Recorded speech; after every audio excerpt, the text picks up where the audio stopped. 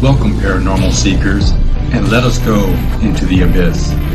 Join us to open your mind, both of your ears, and all three of your eyes, and discuss all things supernatural. We believe that we all learn from each other, and we all have a lot to learn. What will you learn today? Here are your hosts, paranormal investigator Sean Gilmore and Chaos Witch Zorina Crow.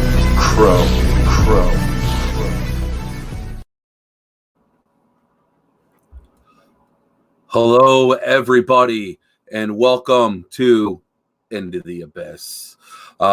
It's just me today, guys. Serena's not feeling well. If she's feeling up to it, she will be joining us in the chat room. So please, guys, speak with her, speak with us, be part of the conversation, because we have an awesome guest, Mike Ricksecker. How's it going, brother? Yeah, it's going pretty well. I think your co-hosts they always avoid me. What's up with that? It does seem that way. It does. I don't know. I can't speak upon that. But hey, it's always good to be on your show, Sean. We always have a good time. I know. Zarina, she's under the weather. So she said she has strep throat. So we're just kind of gonna go with it. That's why she's afraid to get on and not be able to talk clearly. So she's just gonna be on in the chat room, and it'll still be good, I think. Actually, I know it will be. It will be because it's you on the show. So we just have to, man. So the last time we had you on, it was for the Halloween special. Yeah. That was awesome, and we talked about a book that you were working on, which is now out. Yeah, it is now out. It's actually right here behind me. Oops, if my thing will stay up. There it is, right here. A Walk in the Shadows: a complete guide to shadow people, and I have a little excerpt in there. You do. It's pretty cool. I never knew, like, when I was going through that as a kid, like, I never knew it would, like, become a thing. And here it is. It's a thing. It's pretty cool. Yeah, I totally get what you're saying, because, I mean, I had all these, little incidents and things that happened, when I was a kid and as I was growing up. And, really, it's just been over the last several years I've kind of, really put it all together and be like, man, there's actually quite a few things that happened to me while I was growing up. I didn't really realize that before. There was like, a couple of things that I would focus on over the years, and, like 20, 25 years ago, getting into some of the groups and trying to find out about, some of the different experiences that other people have had. I would just focus on a couple, but then, as I started, doing more investigating and writing, all of that, it was like, wow, there's actually a lot of things that happened now that I think about it. And it's kind of funny, because back when we were younger, it's like, didn't talk about it. So it's like we're going through this, and it seems like you're almost like the only one. And now we're a lot older, and it's like everywhere now. And it's so cool, and it's so cool to actually be a part of that, and hopefully it helps people see that they're not alone. Because I'll tell you what, when you're going through something like this, you feel like you're losing your mind. It can really negatively affect you. So I don't know, it's just really cool to be a part of something like this. Oh, absolutely. I mean, back in the day, we didn't have the shows that are out today. We didn't have we had some movies, but we grew up during the 80s, so most of the movies were like slasher flicks, like right. Nightmare on Elm Street, or Friday the 13th, which had their glory days, and they were fine in their own right. But like most of the pop culture and movies today, like you look at the The Conjuring or Insidious or something like that, and it's very supernatural, very paranormal in nature, and I think that they're actually more frightening today, because these are things that can really happen. And while like the Conjuring universe is supposed to be based on real hauntings, and they amp it up for Hollywood and all that, but still the idea that, some of this stuff, kind of happened, it's a bit more frightening than, like Freddy Krueger or Jason, because it's like, Right. that might, but, really, it's so, Right. it's so over the top, but yeah, back then, it was pre-internet, Mhm. I ended up moving, from a medium-sized town to a small town when I moved to Ohio. And that's really kind of like when I started getting into it was, around the age of 13. And my mother gave me the book, Yankee Ghost by Hans Holzer, as we were moving out of Massachusetts. And, kind of reading a couple stories there. And it's like, wow, these are actually real. I didn't realize it. But then I just like devoured the book. And then I get to Worcester, Ohio. And it's like, I mean, my family was originally from Cleveland. So it's like I'm used to the bigger city up there, go down to Worcester. And it's like, wait, it's a small town. The Right. library only had like so many books. And, they like had the Amityville Horror. Okay, cool. But, they didn't really have, all of the other, ghost stories and like occult type stuff or whatever. So there was only so much you could really get into. And again, this is pre-internet. So there's no, hitting Google or, I guess back in the day it would have been like Yahoo or Alta Vista back in the mid 90s Right. when you've really, when you first started getting into it. You didn't have those search engines to dive into. You didn't have the bulletin boards and the, Yahoo groups and stuff like that. It was whoever you could talk to. And, like you said, Sean, most people didn't really talk about it so much. I was fortunate that my first little paranormal investigation when I was about 15 years old, my friend David and I are at my friend Lori's house. We're just kind of shooting the breeze, talking, teen high school drama type of stuff. And, she suddenly tells us that she thinks her house is haunted. And it's like, oh, okay. Ears perk up. Okay, this is cool. And so, she lived in an older, more historic house downtown Worcester. There was a old family cemetery in the backyard. She kind of went on about, her house kind of looks like Amityville or whatever. And it's like, yeah, okay, whatever. But the family cemetery, the fact that's an older house, okay, that's interesting. And then she was talking about how every time that she would tack up something on this one wall in her bedroom, it might be like an hour, a day, a week, whatever, it would always fall down. She couldn't keep anything, tacked up on this wall. And so we went up there to check it out, taking a look at the wall, putting things up, stuff like that. And then David took his hand and he just put it flat against the wall. And all of a sudden he turned this bright, bright red, started sweating profusely. I'd never seen this before. He was extremely sensitive. I didn't realize that at the time. Looking back, I'm like, oh, I get it now. And I was just shocked. He started going from wall to wall in the house to see if there were like any other hot spots like that. And that was really kind of the moment where I knew that I was going to be in this deep for the rest of my life. This was extremely interesting to me. Wow. That is pretty intense too. Wow. See, when I didn't start, so when I was a kid, right, way before my story that was published in your book happened, I was in Shaker Heights, Ohio, in our house, and my best friend and I, we lived right behind each other, and our houses were actually designed by the same guy. The father lived in one house, and the son lived in the other house, and my friend and I were talking once, and we realized that we were both kind of having the same type of experiences. So we started going to the library, and we started reading about different paranormal activities, and that's actually where I first read about the Great Lady. I'll always remember that moment. And then we started doing like little tests in our homes, like leaving stuff out, like leaving.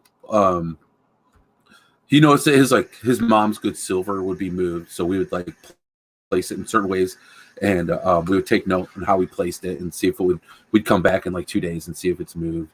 Now if he went and moved it on his own, to like kind of like mess with me, I don't know, he could have. We would mess with each other like that, but we would do stuff like that, and we had a lot of fun with it. And then it just kind of like stopped. I moved away. I moved to Sugar and Falls, and little did I know, holy cow, I was gonna have like the experiences of my life when it came to the paranormal, which would lead me to actually going and seeking out the paranormal and trying to help people with it. So it's really kind of cool how it all becomes like part of our path, and for me, it's really become a part of my spiritual path. So it's also helped me. So that the spiritual path for you too. I've noticed that you've learned, especially where you learned to like kind of open up a little bit more with some of your abilities. I mean, I've always had a strong belief system. I grew up Catholic, and my mom brought us to church every day. I was an altar boy for a little while. I have an aunt who, for a time, was the mother superior of her convent up in Rocky River, the monastery of the Poor Clares up there. Oh, wow. So, yeah, so I have a pretty strong religious and spiritual upbringing. So I've always believed, and even though I no longer practice the Catholic faith, and the Catholic Church would view me as like a non-practicing Catholic. So Yeah. whatever that amounts to. Well, I'll tell you what. Me being Catholic now, I know how they measure your activity. Right, your activity. It's by your donations at the church that you attend. Right. Sure enough. So I've said this on many of my other shows. I consider myself to be a spiritual Catholic, which to a normal Catholic wouldn't make any sense. But I consider myself to be a spiritual Catholic because I do look to the archangels for a lot of help and support with my investigations and with protection and guidance. Yeah, I mean, people will ask me, what I might do to protect myself going into an investigation, and for the most part, it's just not. I don't. But if there's a particularly nasty, investigation that we're going into, or might be, have that potential, I might go ahead and say a little prayer or something like that going in. I do have a medallion of Saint Michael that my mother gave me. So there's some little things like that I may do or bring with me. I still have my belief. It's different. My mother and I were kind of recently talking about this when I was in Ohio the other month, and it's like I just kind of stepped away from the whole organized part of the religion, but I still believe in God. I still believe in Jesus, all of that, and I have seen the power of prayer in my life. So. So yeah, I do have my beliefs. They're just different than many church systems have in place, and they're all wrong to some degree. They all think they have it right, but they're all wrong to some degree, and that's part of the problem I have. And then you have those individuals within the church that are holier than thou, self-righteous, and those Right. I have a problem with those type of people. So I maintain my beliefs and just kind of do my own thing. I kind of found that myself going to church. And that's one of the reasons why I kind of stopped going myself. What really got to me is when they started to tell me how to vote. That just didn't sit right with me. I mean, I know where Catholics stand. I think that everybody in the entire world knows where they stand politically. But I don't feel like that has a place when I'm going to Sunday church. That's just me personally. That's not what I'm going to church for. I want to hear politics. I'm going to church because I'm working on my relationship with the higher power. And so that just really didn't mesh well with me. And then some people that, we would go there with our kids, and my kids and that would just be really nasty. And it's just like, you know what? It's that we're at church. This isn't your place to judge. I mean, if you don't like it, then you can go sit somewhere else. I went through RCIA. That's the program in the Catholic who ran the program. He specifically told me, don't unless fit, they were just bored and they're acting up, you know. So some people just be really crappy about it, and so and then they added they went and started talking about politics, and it's like, you know, this isn't this. So I just the holidays, which is Easter and Christmas, and that's it. And when I make a donation, I don't give them my envelope because they don't.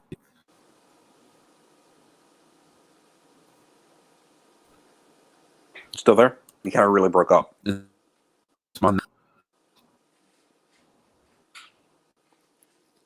Sean, you still there? Yeah. Okay. Okay. It really broke up there. I heard, you know, kind of like politics rant and something about donation. Oh.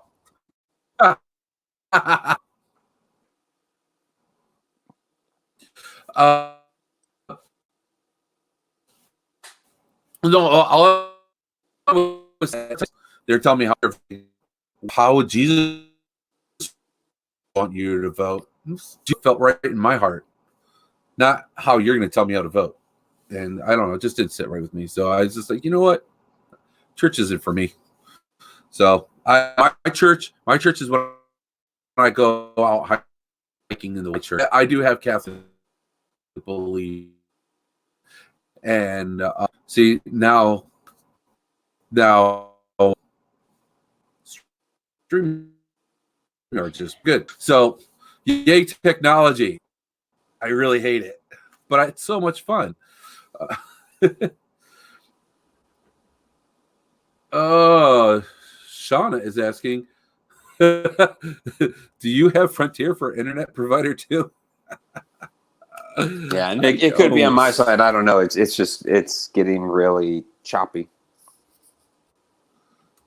No, I do not have Frontier. There you probably have Spectrum, right? It's an option, but no, actually, I have the AT&T. AT&T. Okay. Yeah. So and then I got an extender, so my is actually stronger now than when it was when I first started my podcast, because I got a Wi-Fi. So where my show now is just as strong as it is up there. So the only way I can get my internet, okay, things a different provider and a cord to run all the way through my house. Well, and that's what I did. I ran the cable 100, however many feet it is, from the living room where the cable box is all the way out into the studio. Yeah. I just put Shauna's comment about. I think that they're all the same. That's just me. I don't know. I'm not a tech guy. I think that all the providers are probably the same. I don't think that one's really probably better than the other, but I could be wrong. I don't know. I'm paying my money for a service, and it's going to be crappy service. That's my expectation. Well, the very bottom of the barrel is Frontier. And everybody else is better. I mean, everyone else. Yeah. So here, I just want to show everybody what I have as the background of the show today. So I'm going to take us both off. It's going to mute our mics, but everyone will get to see this awesome illustration.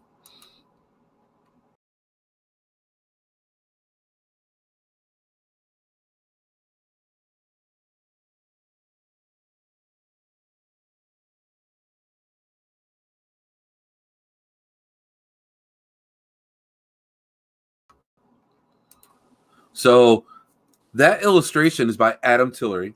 It's in this book, and it's in this book. It's illustration for my story. I chose this picture honestly because I got permission to use it for another project that I never never fell through. But Okay. I didn't have permission to use any other pictures, so I was like, I feel okay using this. So I decided to use that, and I love Adam's artwork. It's amazing, and I also love that charcoal style and the way that he depicts the paranormal. It's absolutely fantastic. It is. And in A Walk in the Shadows, he has about half dozen, 5 or 6 new illustrations, and then we also brought in illustrations that had already been, like yours, that had already been previously featured in some of the other Haunted Road Media works. So it was really nice to include a lot of his work, and kudos to Adam, because it got noticed by George Norrie when I was on Coast to Coast, which was the interview I had like the day of the book release. And, George was, asking about the illustrator, and he's like, yeah, he does really fantastic work, which, Adam does. So. Yeah. I'm showing some of them. I hope it's okay. But there's photographs in here, guys. This book it's really good. I honestly, I just got it. I haven't been able to. And you haven't finished reading it yet? I haven't. Well, I planned on reading. I honestly. I know you just had like your unboxing like yesterday or something, right? Yeah. I know, and so I thought I was going to have more time today. I'm doing some training for my day job. Is not what I thought it was going to be. So instead of reading the book, I'm doing a lot of reading for this extra training. So I expected it to be a lot. First little bit of it, I definitely read my.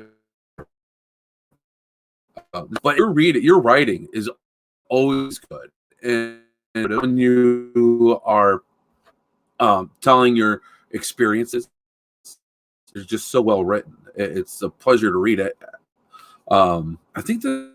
Well, thank you. I appreciate that. A lot of stuff out there, right? In the paranormal community.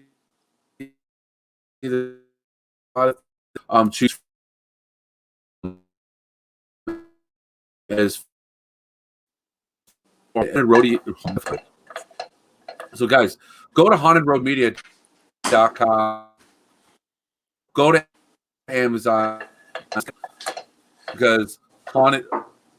What is it? You hunt ghosts, right? Haunted Road Roast. Did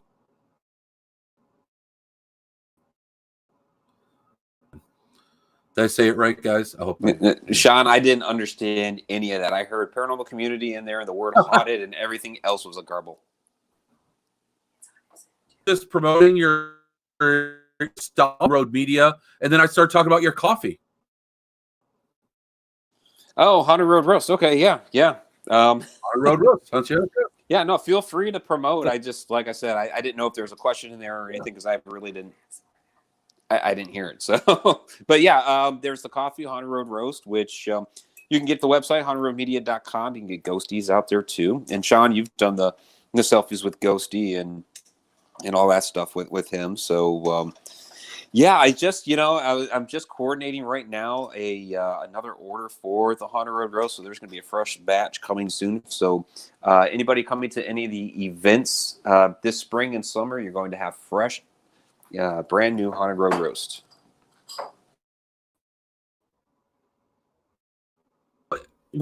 These events, an poster for what can you tell us about your Haunted Road Media Paracon? Yeah, we have the Haunted Road Media Paracon that's coming up June 12th and 13th this year. We had the previous 2 years just did it one day, but we're doing it the Friday night now and then all day Saturday. So what we're doing on Friday night is we're doing a paranormal panel. I'll come out, do like a little 15-minute intro to the event and all that stuff. Then we have a paranormal panel that's going to feature a lot of different people, like Brandy Green from Ghost Hunters International is going to be on there. We're going to have our friends, Katie and Josh Hopkins. Amelia Cotter is going to be there. Coyote Chris Sutton. So a lot of great people. I could go down the whole list, but that would take half the night. So we're going to do the paranormal panel, and then there's going to be a flashlight tour that night. Basically like a ghost story flashlight tour of Mineral Springs Hotel. So this place is huge. It's very historic, very haunted. What we had been doing for the past several years is we do an author dinner. So all the Haunted Road Media authors get together. We have our own little dinner, and then we had been doing our own paranormal investigation of Mineral Springs and kind of broadcasting that live. And Dave Nunnally, who he and his wife Donna run It's Raining Zen, the metaphysical shop that's there. Dave would kind of give us the history tour, and well, he's done that the last couple of years, and we all know the history of it. And then we're just kind of like hanging out more than really like investigating. So it's like, well, let's actually do something for for the people that are showing up to the event. We have the paranormal investigation, yeah, but there's so much information, so many stories, and Dave is such a great storyteller. So Dave is going to be heading up the ghost stories and tour as we go through with the flashlights on Friday night. And that whole thing, just Friday night, is like $20. There's groups that come in and charge like buku bucks for paranormal investigations out of Mineral Springs. It's just a flashlight tour, but it's $20 for that and the panel. You get to ask all kinds of questions to great paranormal investigators. And then the next day, we have the whole all-day event with all the speakers, the vendors. We have exhibits like the historic Goldenrod Showboat exhibits coming in. Missouri State Penitentiary is going to be there. There's going to be a Bachelor's Grove exhibit.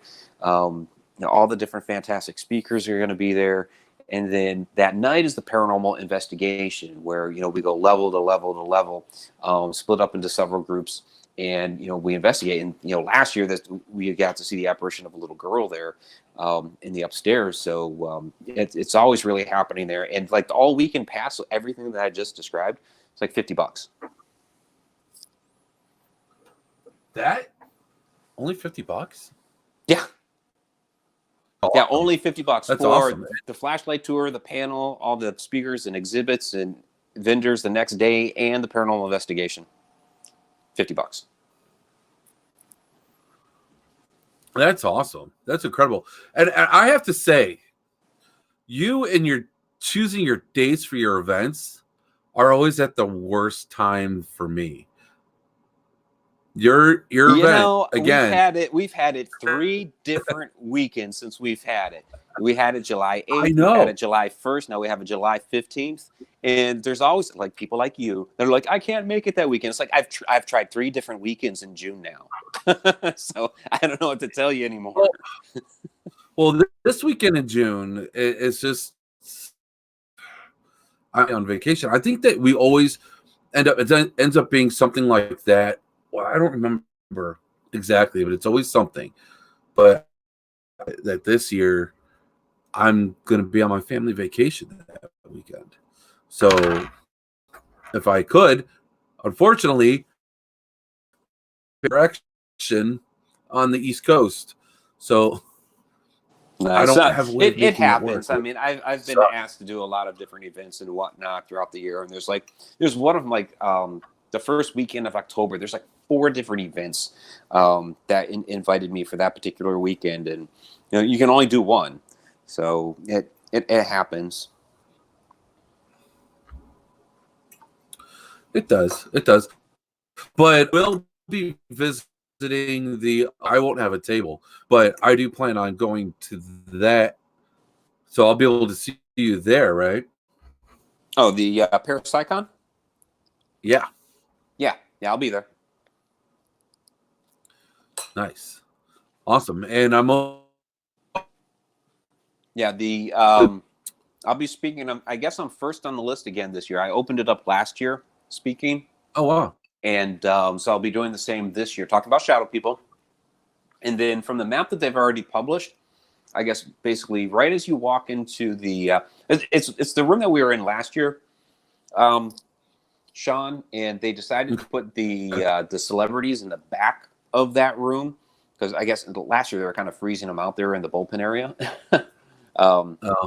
And so they put them in the back of that room, and they have other vendors in there as well. And basically, as you walk in those doors to get into that room, I guess I'm like right there. So I'm glad they didn't put me in with the celebs. I don't know. I've been on a couple of TV shows now, but I'm not back with the celebs. But I'm right there in front as you go to them. So hey, I'll take it. I mean, I feel like you're a paraceleb by definitely. I mean, you have how many publications out there? You've been on television multiple occasions. You're definitely well respected within the entire community. So I feel like you should be up there with the celebrities. Well, and sure, that was a question that got posed last year, and I love Greg. Greg is awesome. So I don't begrudge him anything at all. And I mean, he and Kathy are great people. So, oh yeah, I mean, it is what it is. I mean, the celebs that they have coming. I mean, you're talking about people that have been, doing this for, at least on television for a good 20 years. I mean, they're going to have the Ghost Nation guys who were previously Ghost Hunter guys. So like Jason Hawes and Steve is there. I don't know if Dave Tangle's going to be there. Steve Gonzalez is going to be there. I think Gamey Bruni's going to be there again, if I recall correctly, and I think Chip is there again. So, people that have been on TV for like decades, and yeah, I've been on a couple of shows, and I don't really consider myself a big celebrity or anything like that. So yeah, I've done a couple things, and I appreciate just being there and all that. So I get to speak. So there we go. Yeah, you get to speak, which is awesome. It's always good. And your presentation on Shadow People it's each time it's great, and it definitely doesn't. And I guess that's why you came out with a book. It might be a little subject you have a small interest in. yeah, but and I've added more to it now. So those that because I did Shadow People at Parapsychon a couple of years ago when it was up there at St. Joe's Hospital in Lorraine. And, I've added more to it now. There are some times where I was giving that presentation, I'm like, I need this slide here, I need to break it out a little bit. And in the Q&A, people would ask them different questions. I was like, I need to make a slide for that. Well, it was part of the book, and now I've made a slide for it. And so the presentation is really expanded. Well, that's awesome. It always, I mean, it's great when you can make something great even better. And so with that, let's kind of talk about Shadow People a little bit. Now there's different types of Shadow People, right? So the ones that people might be most familiar with, it would be like maybe the typical or the most well-known, like the tall shadow man, right? And then you have the hatted man. And do you have like more specific names for these? I know one that people talk about a lot is Slender Man, which is to me more of a fictional character. Well, it flat out is a fictional character. I mean, it was created as part of a Photoshop contest at the Something Awful forums, a good 15 years ago or something like that. 12 years ago? When was it? 2008? Yeah, so good 12 years ago. Yeah, it's fictional. People will try to say that maybe it's a tulpa now and some entity has taken on the form of Slender Man, and maybe, but yeah, it was completely fictional. Now, I think a lot of the story elements were inspired by Shadow People, but it's not a shadow person itself. But there are a lot of different types, and I put them in the book. The first part of the book, because there's 4 parts to it. The first part of the book is types of Shadow People. So, and I just go with the kind of generic category names that we've come to know them by, like the humanoid figure, the Hat Man, the Crawler, the hooded figure, the Wisp, the Mist, stuff like that, because that's what people are familiar with. And so then, I break down each type and their characteristics and provide some stories and examples, like yours, Sean, is in the humanoid figure, chapter 1, to kind of give an example of a type of humanoid figure that has been shown. It includes my very first significant paranormal experience with a not a hooded figure, a humanoid figure. Mine was with a humanoid figure as well, and so I've provided that before yours in chapter 1. So I can't thank people enough for the stories that they provided, because I have not experienced myself all the different types of shadow people. Like the Hat Man. The Hat Man is one that a lot of people report seeing. I have not yet had a Hat Man experience. So, I had to go with, what other people's experiences have been, because I haven't had one of my own.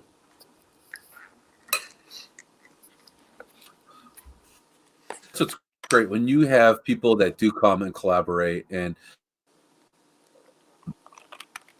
that to me valuable is when we can share our experiences. Whether if you're an investigator or an enthusiast or somebody who is just having experiences looking for help, sharing these experiences, that it really, that's where we get a lot of our knowledge, because like you said, we're not going to experience everything. Now my question is, do you think that a lot of these different types could maybe be like kind of maybe let the same, like let's say like in my story, I person that you put in this book, it was one and walked and disappeared into the walk-in closet. I'm trying to be very, very vague because I want people to read. But in the in my experience, I actually talked for a man, a hooded figure that I saw in a park across the street from where I. Do you think that those could have been the same? Yeah, that's really tough to know if they were the same. From the physical description, they seem a little different. Mm-hmm. One being hooded, one being just a humanoid figure without the hood. And I mean, you did see them in two different locations. I mean, could it have followed you from the park to the bedroom? I mean, I suppose that's possible.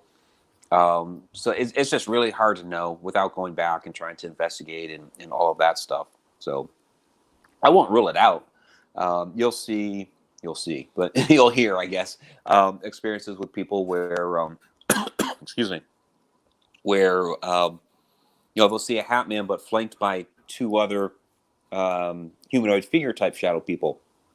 Or some people have said that they've seen three that are all, wearing the fedoras or what have you. And hang on a second, I got to get some water because I'm about to cough again. That's okay. And while he's doing that, Tom McNicholas says he's mentioned in chapter 6. Oh, no worries. I was just letting everyone know. Tom McNicholas said he's mentioned, so that's awesome.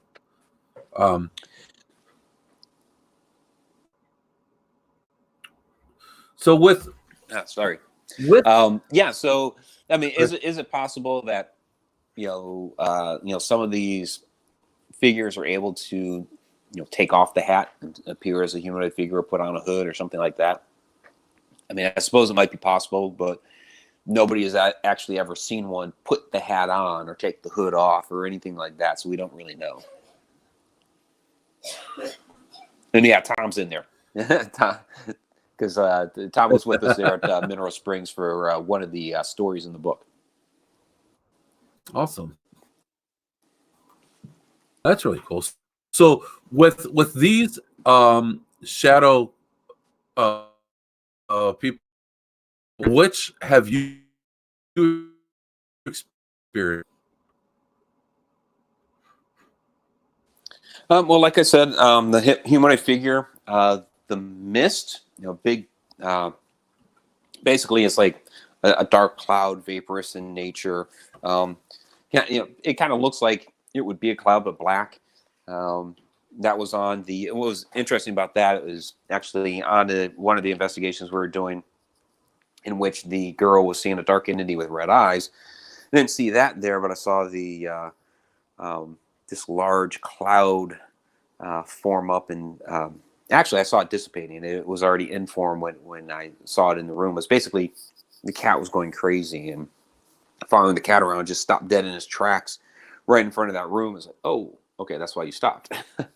I've seen what I call the wisp, which is kind of like a translucent, sometimes very narrow, very fast moving type of shadow. I've seen that a number of times. It's usually the type that you see kind of like dart in or out of a room.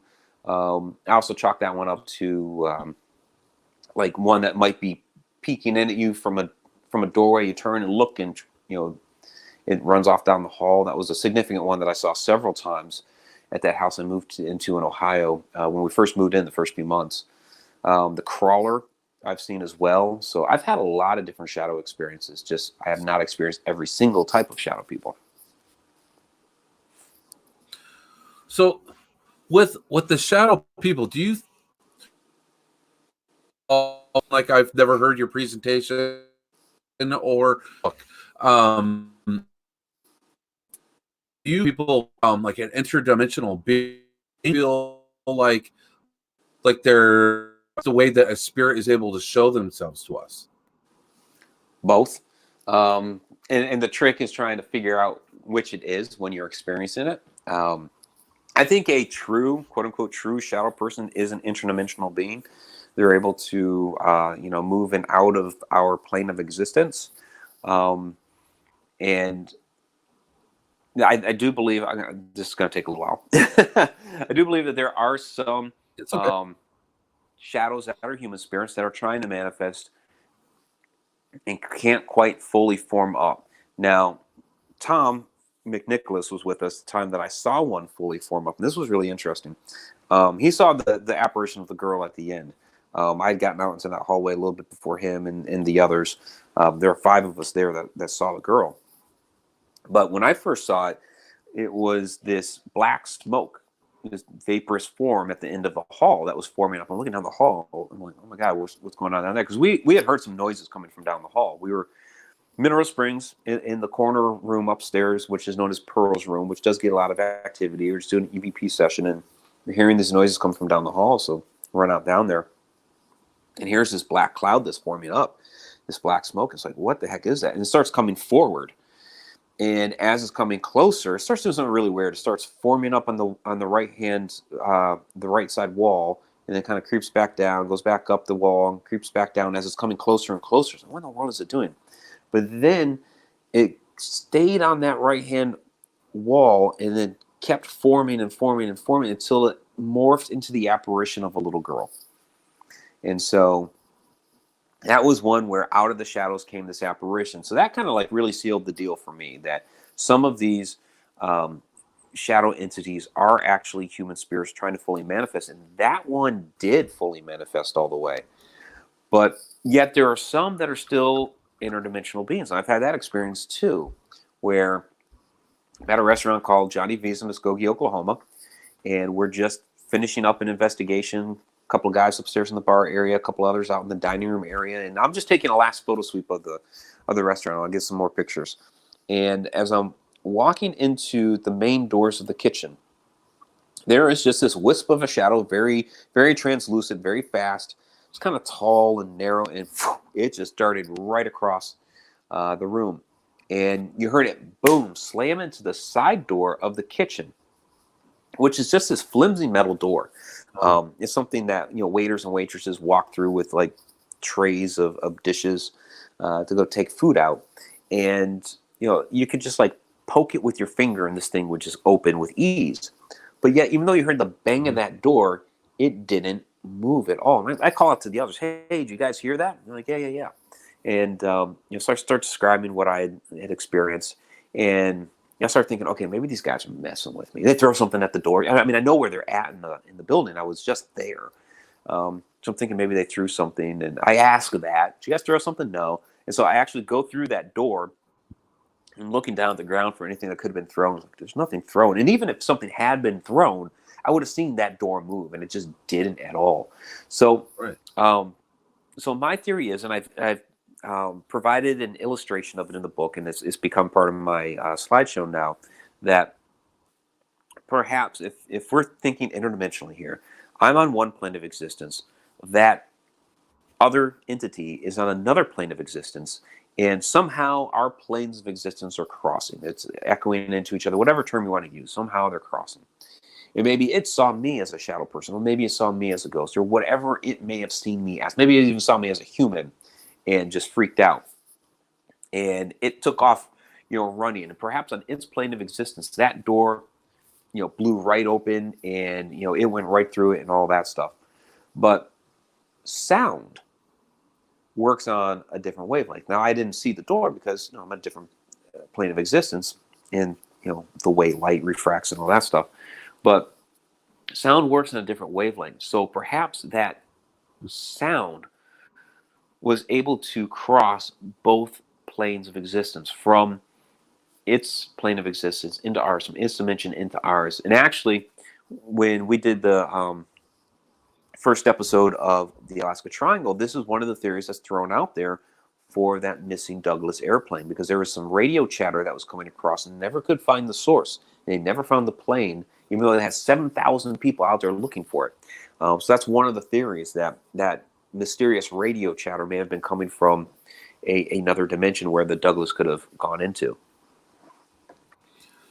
I'm sorry you there. At least I lost you there for a little bit. But you mentioned the Alaskan Triangle.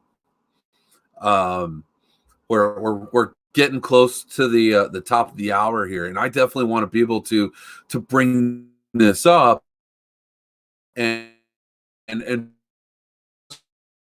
space angle on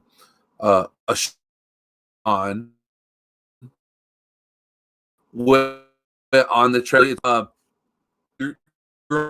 about exactly as you mentioned, the Alaskan Triangle and different dimensions and wormholes. I mean, I met you here in Ohio. Alaska's a far way away. Yeah, a little bit. That was my first duty station in the Air Force, and I graduated from Worcester High School, and that's I did training in Texas, Mississippi, in the middle of summer, sweating my butt off. So of course I get sent to Alaska. But my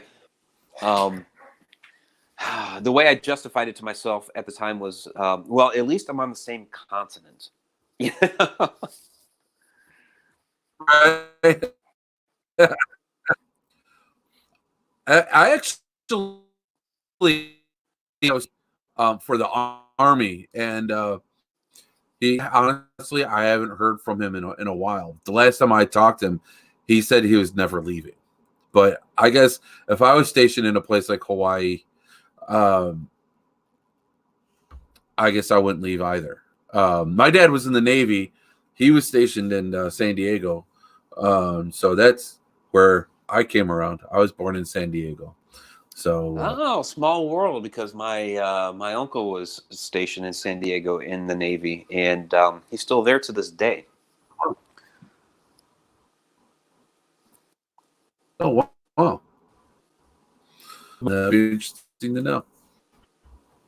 Yeah, I don't know. He's my dad was an interesting guy, but maybe Robert Gilmore. I don't know. Maybe if it comes up in conversation, it'd be kind of cool to see if anyone else. I've actually tried to. I've been trying to do a little bit of research actually about that recently, so it's kind of funny that came up. So do you talk about anything else? So I know we don't want to give out much information this Sunday, right? I have no idea what you just said. Totally broke up. I could tell it was a question though. I said you're going to be on your Alaskan Triangle show this Sunday, right? Yeah, so they gave me the dates that I was supposed to be featured, which was February 9th, 16th, and then March 1st. But Travel Channel could have, changed up the way they were doing the order. They've already changed up the format of the show, because it was supposed to be 10 1-hour episodes, and they've made them 5 2-hour episodes. But yet, when it goes up on streaming services like Amazon or Vudu, or even if you catch the replay on something like YouTube TV, it splits it up into the original 2 separate episodes. So Travel Channel's doing weird stuff. So in any case, I ended up not being on this past week, and I looked at the shows and the topics. And I'm like, I didn't talk about any of that stuff when I was up there, so I don't know how I'm supposed to get into this week. And I didn't. So, but next, this coming week, we're supposed to be talking about some of the different weird things that have happened with ships and the seafaring vessels and stuff like that up there. So I did talk at pretty good length about that stuff.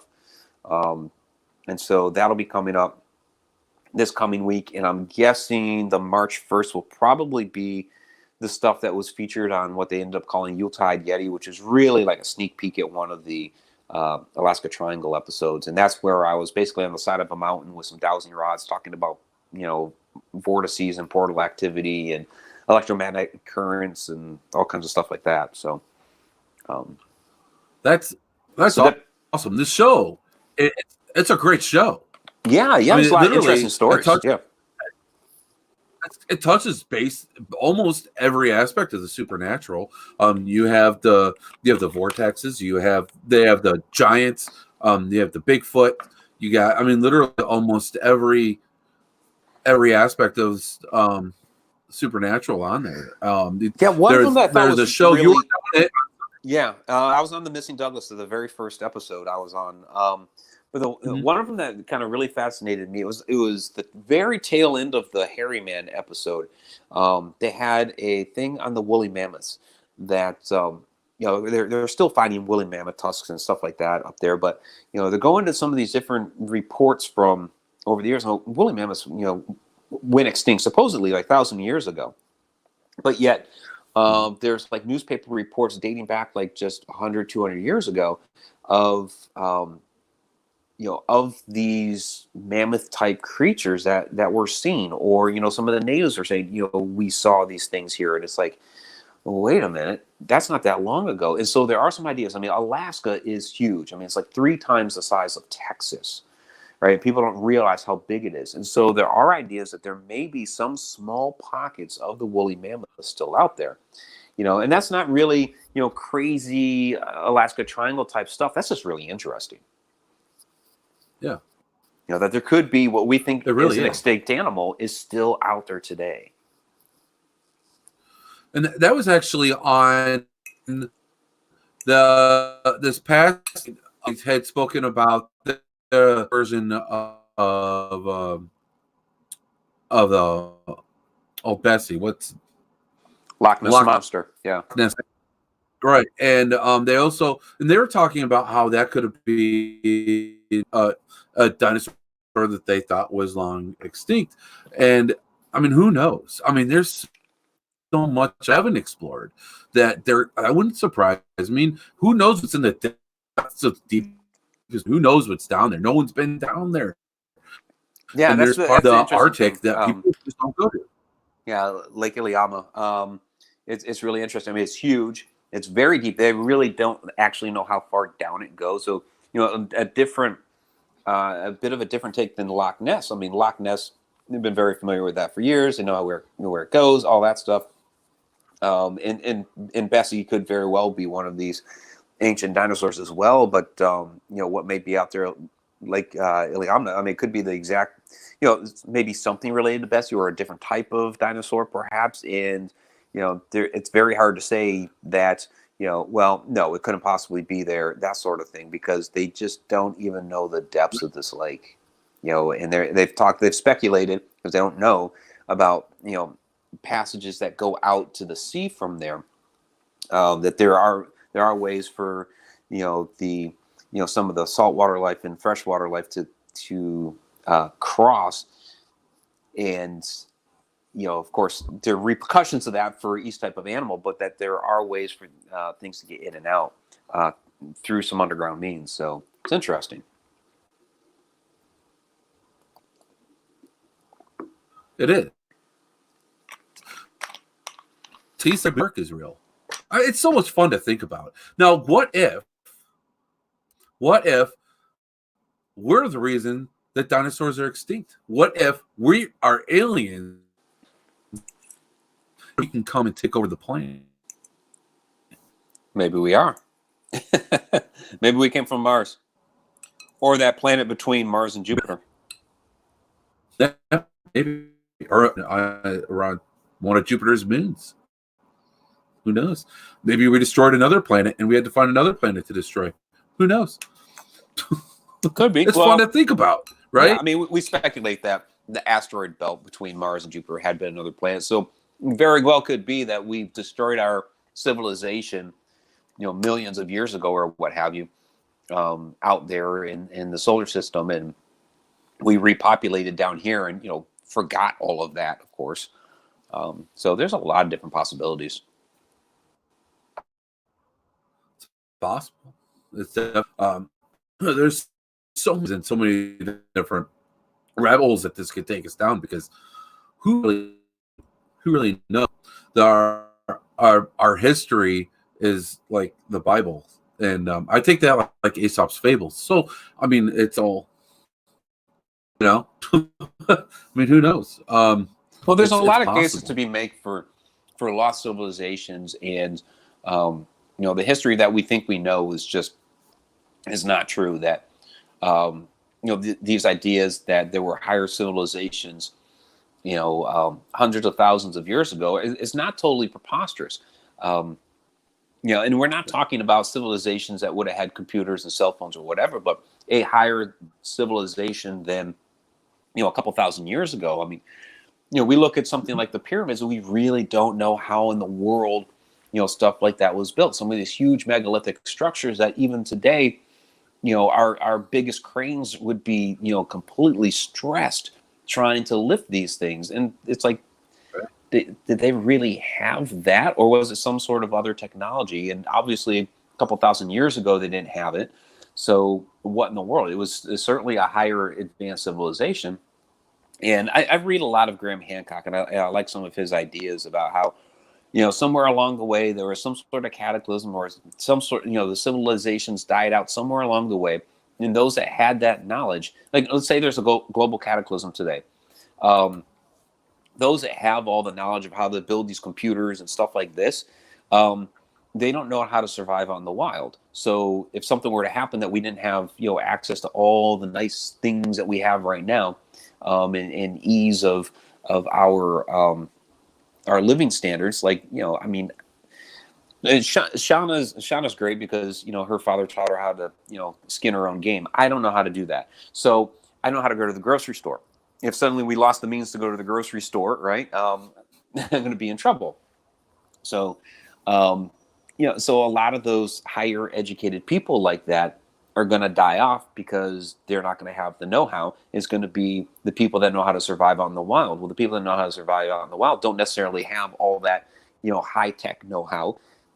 And so that knowledge, that higher tech knowledge gets lost because it goes back to survival. And so if some of these cataclysms happened, 50,000, 100,000, 200,000 years ago, then that knowledge gets lost because it goes back to a game of survival until they're able to build back up.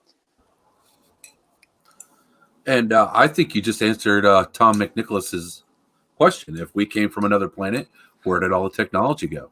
Now, another thought is, where did all the technology come from? Right? I mean, there's technology that we don't even know about. Stealth bombers. We have technology that our Army uses that they don't tell us about. It's way far more advanced than what we could ever dream of. Where does that technology come from? Is it from just smart human beings? Or, one theory, are we getting it from other planets? I'm not saying it's aliens. Other dimensions? Aliens, but it's aliens. Right. I mean, it's just fun to think about, whether if it is or it isn't. I mean, definitely don't want to take away the credit from the guy who made it so I can mount my TV on my wall, because that's pretty badass, considering I grew up to a TV. I had to switch the channel by, flipping the knob, or, they called the remote the clicker because the remote actually clicked, oh, yeah, I remember those days.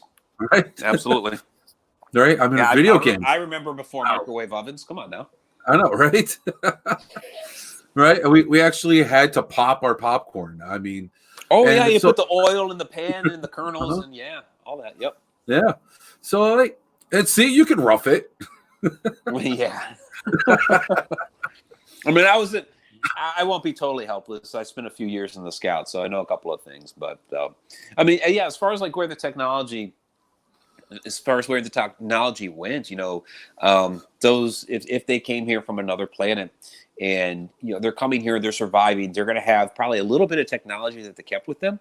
Mhm. And you also have to think about it. And there's actually, I've been working on some fiction in this arena, just kind of jotting some notes. I haven't really started anything major with it, but they come from this planet that's been destroyed or is losing its life. They need to reseed somewhere else.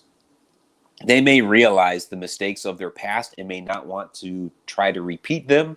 So they elect to not carry that technology with them and not pass on some of that know-how, because they're fearing that, well, if we continue on and we're going to do the same thing here, and it may be a preventative measure to not share that knowledge. I actually, I like that a lot. But it's human nature. And so our nature is still, we're kind of repeating it. Now, how much of it is of what our planet's going through now is natural? How much of it is man caused by man? That's a debate. And we're not going to get into that in my show. But but I will say it's a combination. It's I that's what I think. I mean, man has an influence, but the biggest influence on the planet is the sun. Definitely, that's the truth. And so, but humans, I mean, if you look at, let's just look at the amount of land that we've taken over. Let's not even talk about like taking over indigenous land. I'm talking about just like cutting down all the trees, the rainforest, the woods. Think about what the history of Ohio, right? Most of northern Ohio was a swamp, but now it's livable and habitable land because we came and we changed the habitat and we made it so we can live and thrive here and farm here and do it, right? That's what humans do. We go, we grow, we change things to fit our needs, and that's our nature. It's what we do. It is, and there's some give and take with that. So while that is true, that okay, they made us some great farmland and all that, they in the process destroyed a lot of the ancient mounds and earth structures and things like that. So we've lost that that history, that ancient American history. On the flip side, though, then it's, don't want to get too much into it probably, but people are flipping out about climate change, and yes, humans do have an effect on that. Like I said, the sun is the greatest factor, and actually the thermal venting in the oceans is number 2. That's the second greatest factor. But when people say, oh, climate change is happening, it's like, yeah, no kidding. Climate change has always happened. We've been through ice ages and the deserts that we have now were once oceans and things like that, because climate's always been changing. It's a real thing. You'll find these ancient fishing villages 10 miles from the nearest body of water because an earthquake happened or a volcano went off or whatever, and it influenced the environment, around the globe. Stuff happens. It does. It does. The earth is always changing. There's plate tectonics. The plates are moving constantly. The center of the planet, which is molten lava, constantly moving, constantly in motion. So I definitely agree. So there's so many. That said, I don't agree with like this massive pollution and cutting down the rainforest and stuff like that. The one interesting thing though about the whole cutting down the rainforest thing is that while it's been an absolute travesty, there are a lot of those historic stories of some of the Spanish explorers that they were finding these civilizations, and I forget the exact guy's name, but as he was going through the Amazon, the first guy to traverse the Amazon fully, basically he got lost and couldn't stop the current. He couldn't go back upstream, so he went the whole way, and he wrote about all these fantastic civilizations that he was encountering left and right in these huge, massive cities and these hundreds of thousands of people. And people thought he was totally nuts because when they went back through, they couldn't find these people. But one of the theories, the people that supported him said, well, what happened is you introduced smallpox into a region of the world that never had smallpox, and you killed them off.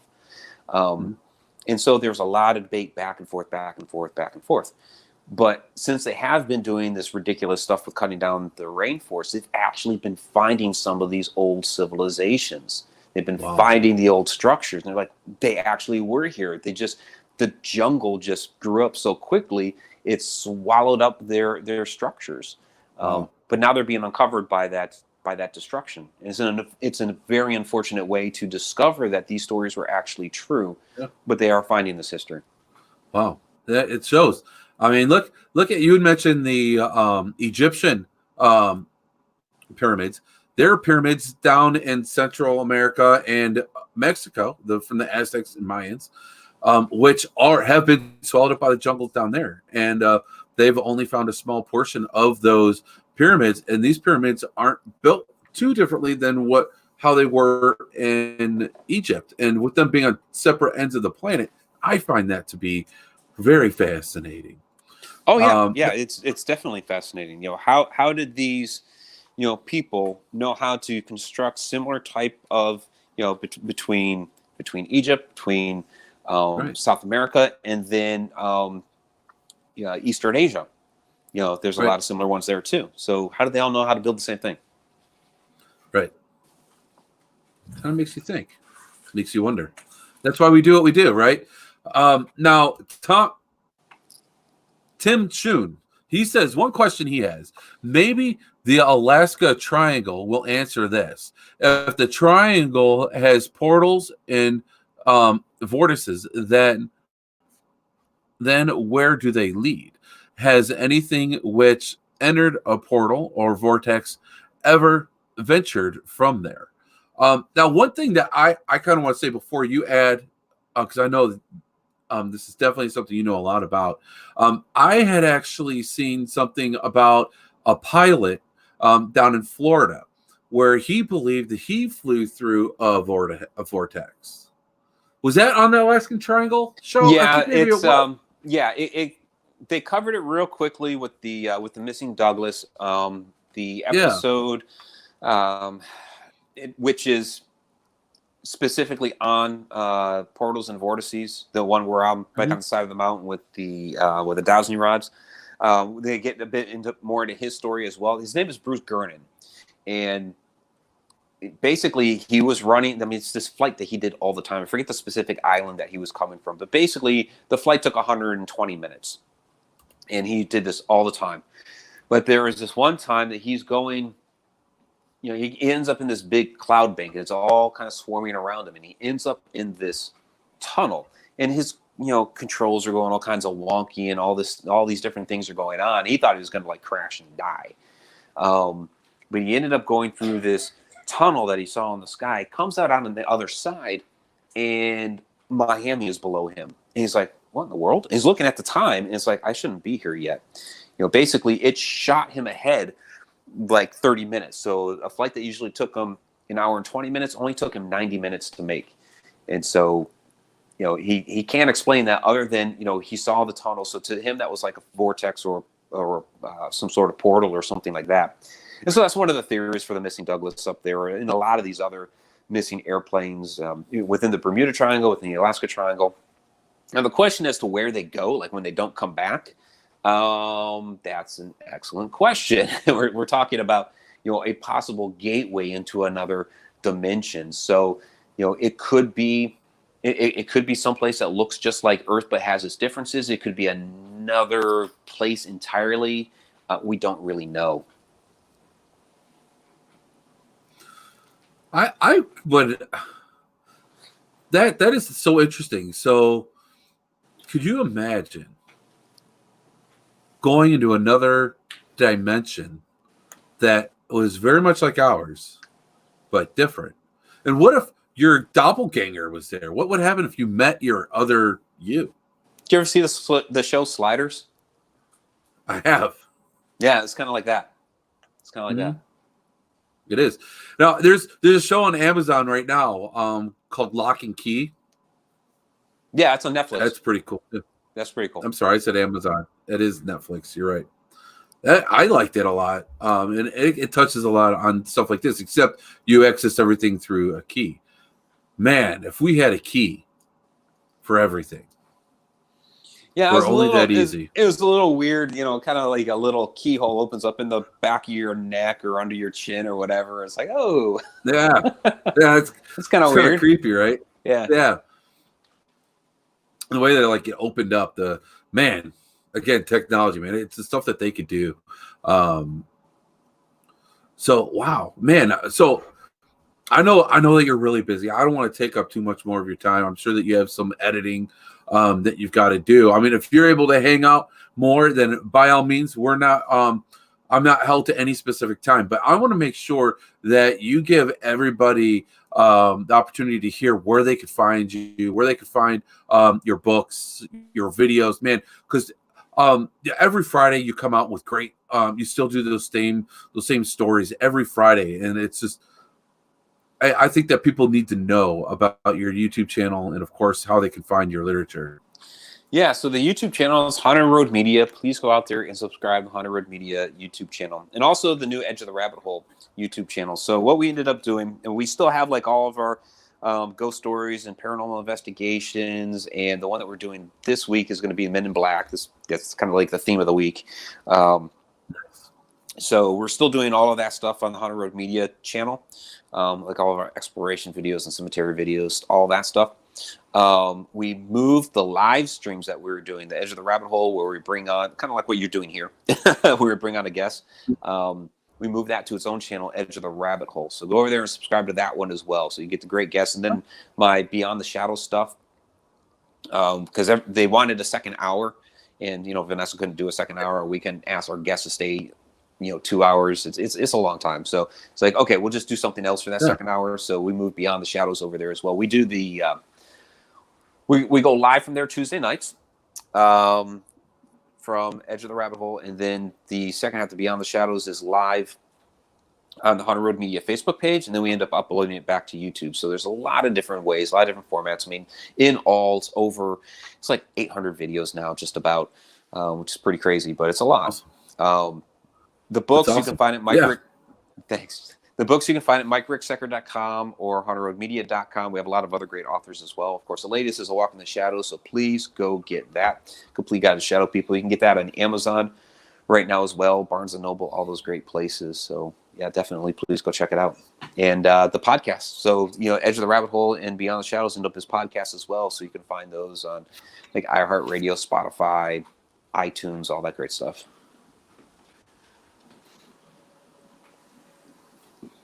Get the book, guys. Yeah, you have a podcast, and do you still do the music shows on Thursdays? We still stream that 24/7. So you can go to Enigma Underground Radio. So you can go to enigmaunderground.com and get all the different ways you can stream it there. I used to do the live show on Thursday nights. I ended up getting so bogged down and busy with all the other stuff I've been doing. The Friday night videos became like a bigger production once they started adding in like more stock footage and photographs, and it became like a bigger piece of work rather than just me. Because the Friday Night Ghost Race used to be like me sitting there in front of the camera and just telling a story, and now it's become a lot more than that. So it's become more work, and so I don't do it live on Thursday nights, but you can actually still go there on Thursday nights and actually catch just a streaming version of that show, which is basically what we're doing there is, you get a bunch of your favorite mainstream metal from like early 80s up to now, but we feature a lot of different independent artists. It's one of the things that we believe in is, there's a lot of great talent out there that just are not getting the exposure that they deserve. So, we'll feature an independent artist, and we'll give you, one of your favorite piece of mainstream, and then another independent artist, and kind of switch it up like that throughout that show. And then the 24/7, it's streaming like a whole mix of independent artists and then mainstream stuff. So, It's That's good, and awesome. you get stuff from like all over the world. Like you'll get like symphonic metal from Romania, and and stuff. It's really cool. Like a lot of the Italian metal. If anybody likes like thematic albums, like Queensryche's Operation Mindcrime, where like the whole album is a story. There's a band that's called Echo Time. They're from Italy, and their sound is kind of like more Dream Theater, but it has that whole thematic album like Operation Mindcrime, and it like just tells the whole story, and it's really really cool. So we play a lot of stuff on there like that. Yeah, that's awesome. And I'll tell you what, that underground music, that honestly some of my favorite music growing up. And it was underground. And as I've gotten older, it's been harder to find that good underground music. So and some of it ends up becoming, it's definitely awesome, and it's hard to find sometimes. And then some of these guys actually do make it big, like Any Given Sin. Before they made it big, we were playing them. Ice Nine Kills, before they made it big, we were playing them. So it's nice to see. Hey, we were playing them when nobody knew them. And, here they are. Now it's like I put on Sirius XM and they're getting played. I'm like, yeah, we know these guys. Nice. That's awesome. I mean, I remember when seeing Mushroomhead before anyone really knew who Mushroomhead was. They were like, it was like a local Cleveland band, so it's so cool. And it's been awesome to see your videos and to see how they've grown. And honestly, if I hadn't been on Activision, I don't know if I would have paid attention to all of that. But I've noticed, like, it's so much fun to watch people in our paranormal community and to see just to see them grow and to watch their videos, watch their stuff get better, their content gets better. It's just guys, I'm telling you. It comes with time, and I appreciate that. And I know that there's a lot of people out there that just kind of starting. They've been at it for a few years, and they're throwing stuff up there, and they might get discouraged or whatever. It's like, just practice your craft. It's not going to be, it's not going to be the most amazing thing the first time out. I mean, I look back on my old stuff that I put out there like 10 years ago, and I'm like shaking my head like, oh my God. It's like, I appreciate the message I was trying to give, the information I was trying to convey. And some of it's like, okay, I did all right there, but then looking like the quality and the presentation, I'm like, oh my God. But, that's where you start. And it's taken all this time to really, and I'm still working, I'm still, ironing out the kinks and trying to make what I'm doing better. It's a lot of work to keep up on it. Technology changes, you get new software packages, new equipment, all that stuff. So you're constantly, learning within evolving industry. And so, for those that are, trying to, hurry up and make it big and all that, it's like, yeah, that might not happen. It's going to take a while before you kind of perfect it all. And, just for me, it was, like try to, just do the YouTube thing. I was just throwing videos up there to complement my books. I had the Oklahoma book out at the time, and I was like, so I was going to these different locations and investigating, and it's like, okay, let's, the stories that are in the book, let's actually make some videos so that people, see the videos and they're like, oh, I'm interested in that, and like want to get the book, sort of thing. And so, because I see a lot of people that just kind of like, why aren't people, subscribing? And I want this to get huge. And it takes time. I mean, I've been at it this long. We're at, on Haunted Road Media Channel, we're at 17,000 subscribers right now. And you look at it, it's like that channel's started in 2014. I have actually been doing YouTube much longer. Started with a different channel. I had to, regroup and redo everything, 5.5 years ago. So it takes time. Be patient. Just keep at it. Just keep working. Definitely, it's a learning process, and editing is no easy feat.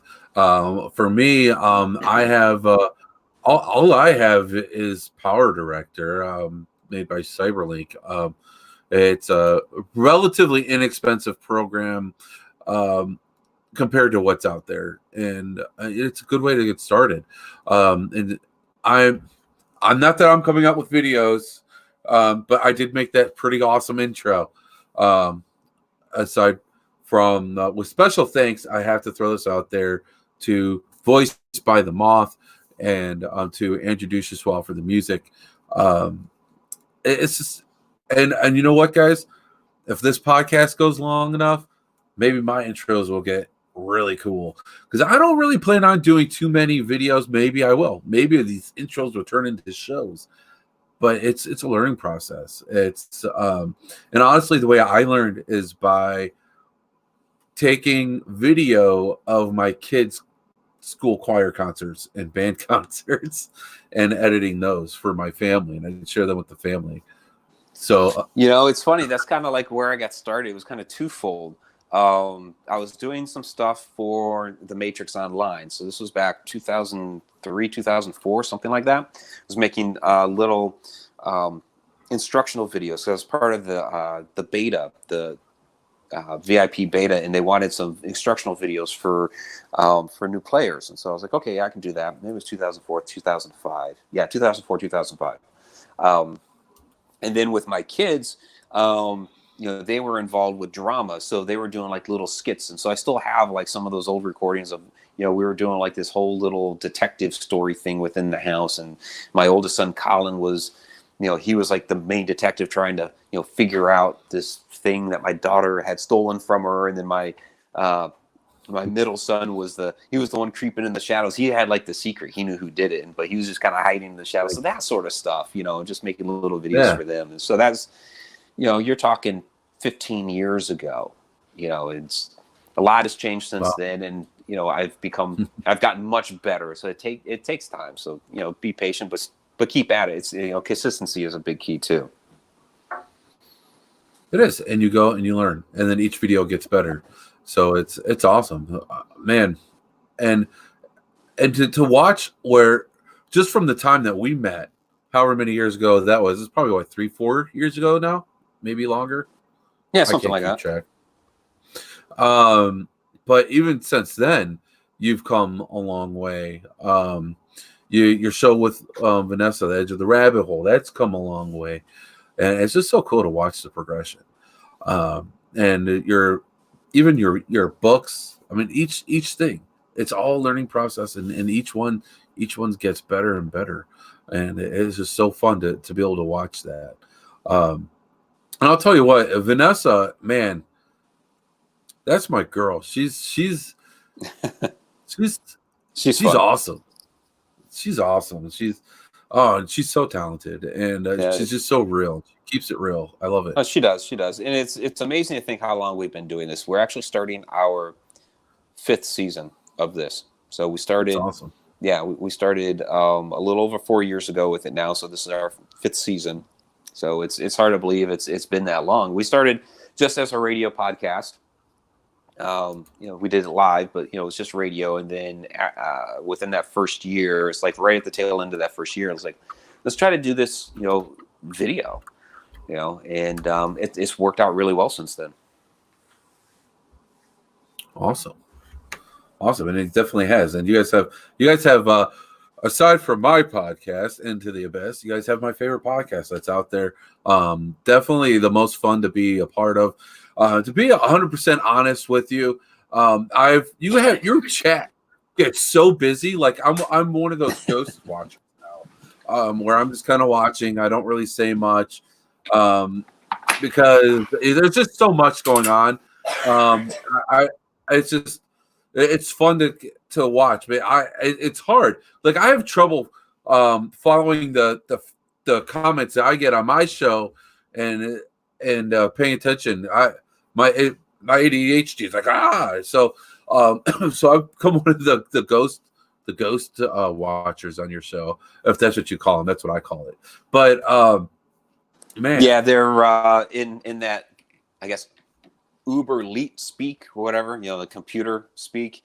They're called lurkers. So we always get on Adam Tillery for lurking because we know he's out there. He's usually watching Oak Island and our show at the same time, so we'll bust on him for that a little bit. But yeah, there's some secrets to the chat. It's a little bit more difficult with Beyond the Shadows, especially if I'm by myself. But with the chat, so we have Shauna who's shenanigating the chat and sending me the questions that come in, and then when Vanessa's speaking, I'm looking down at the chat. I flip the screen a lot of times to one that shows her, our guest, in the chat, and it's during those times that I'm like scrolling through the chat trying to find questions I may have missed and stuff like that. So that's kind of the way I manage in show. Shauna just asked, do you need a shenanigator, Sean? Yes, I do. Exactly. But no one could be as good as you. Wow, look at that. I'm a poet. And on that delightful note, I know you got to get going, man. I appreciate you sticking around a little bit longer with me tonight. Again, guys, find him on hauntedroadmedia.com. Find him at Haunted Road Media on YouTube, Facebook, Haunted Road Media. Also, you have The Edge of the Rabbit Hole on YouTube. Go like and subscribe. Hit that bell, guys. You know the drill. Every single YouTuber does it. And you know what, guys? You need to do that on the RU Media Network YouTube channel as well. Go and get the new subscribe. book, too. Please. Up 100%. You know what? Get all the books. I mean, yeah, there you go.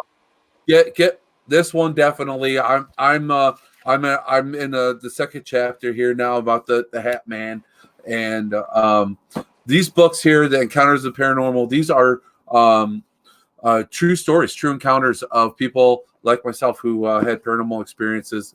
It's a lot of fun to read, and there's so many other books and so many other authors that he has that are all extremely talented, guys. Go check them out. You can find it on YouTube. What? I'm stuck on YouTube, guys. You can find it on Amazon, and you can order it digitally, or you can get the physical book. I'm old-fashioned, guys. I still buy CDs. I don't like the digital nonsense. I want the real thing. CDs? Oh, cassettes, man. Come on. Cassettes. Oh, my cassette player is broken. I have this old stereo that I use in my office, but the cassette player is the one part that is broken, but my disc changer still works, so I'm good with that. There you go. You're really old school and just get vinyl. Yeah. Oh, vinyl. Vinyl's good. Oh, that's how I was introduced to Jimi Hendrix. Wow. Before we go down this rabbit hole, because we can keep on going, and we can keep on going, and I don't want to do that to you. I definitely appreciate you coming on. It's always a blast having you on. So thank you for coming on once again, and I look forward to the next time. And hopefully next time I'll have a co-host with me. Yeah. You do pretty well on your own. You really do. Well, thank you. I appreciate it. It takes a little.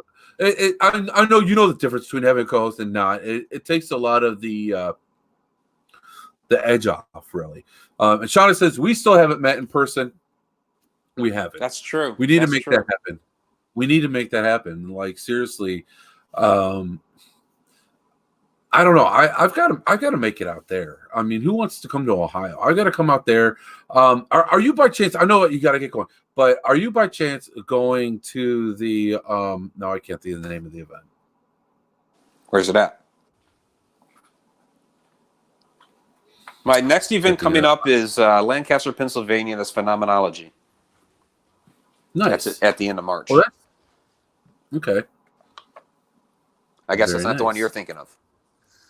Nope, that is not the one I was thinking of. I was thinking of the battle. Why can't I think of it? Oh, the Gettysburg Battlefield Bash. Battle, yes. I wasn't invited to that one, so I'm not going to be there. That's a bummer. Yeah, I was going to try and make it after that, but there's a lot of people on the lineup, so I don't know. I don't get invited to them all, so it's all right. Yeah. Yeah, well, I don't get out to many events. With having younger kids, it's hard to get away, and actually as they're getting older, it's getting harder to get away. Just because they have more stuff going on, more sports, more stuff. So, yeah, and I want to be a part of it all. So, man, okay, and here we go down another rabbit hole, Mike. Man, I'm going to let you go before we get down another rabbit hole. So, all right. All right. Hey, thank you so much again for coming on. You can go ahead and sign off whenever you're ready. I'm just going to do a couple closing things here. Thank you so much for coming on, Mike. It's always a blast. Yeah, absolutely. I look forward to next time. Yeah, absolutely. I really had a great time once again, and I always appreciate being on your show. So we'll have to do it again soon. Definitely, 100%. All right. Take care, my friend. All right, you too. Bye. Bye-bye. And thank you to my brother, Mike Ricksecker. Man, he's always a blast to talk to. Guys, I do this at the end of every show. If you have something that you need to promote, a new book, a video, an event, anything, a show, a podcast, I don't care. Come on. Let's talk about it. Let's have fun with doing it. I want to help promote you. And like I said, I want to have fun doing it. Also, with that being said, guys, my new team, Dark Alley Paranormal, you see the logo in the corner there. Guys, we have now, they've put me in charge of being in charge of the home investigations. Guys, we're doing private investigations. Hit up Dark Alley Paranormal. Give me a call. We want to help you. If you have a friend that needs help, we want to help them. That's why I got in the paranormal field. And so help me help them. I don't care.